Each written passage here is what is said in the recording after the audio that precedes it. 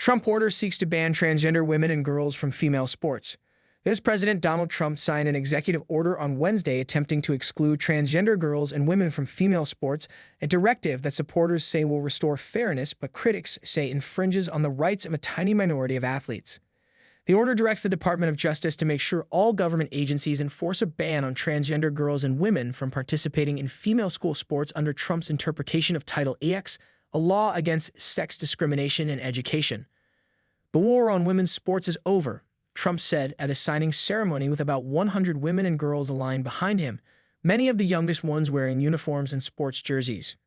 My administration will not stand by and watch men beat and batter female athletes. The order, which is likely to face legal challenges, threatens to cut off federal funding for any school that allows transgender women or girls to compete in female-designated sporting competitions. It would affect only a small number of athletes. The president of the National Collegiate Athletics Association told this Senate panel in December he was aware of fewer than 10 transgender athletes among the 530,000 competing at 1,100 member schools.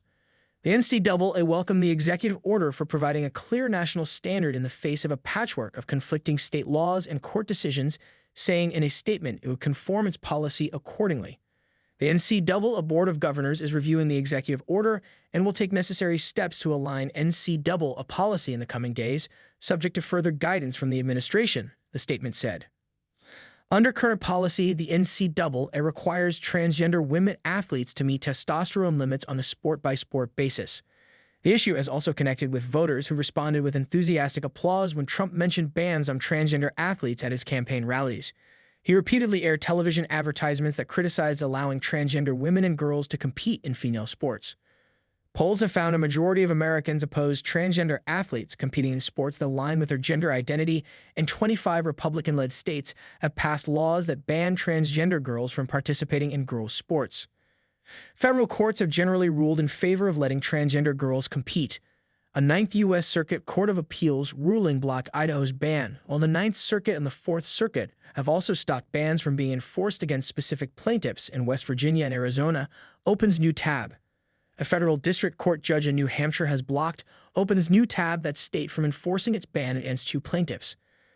But the Biden administration's 2024 interpretation of Title X that it protects transgender people from discrimination on the basis of sex was blocked by a federal judge in Kentucky in January.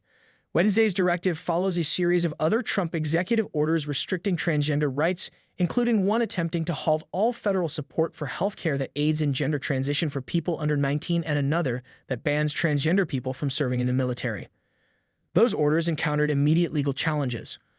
On his first day in office on January 20, Trump signed an order demanding government employees refer only to sex and not gender, and declaring sex to be an immutable biological reality that precludes any change in gender identity.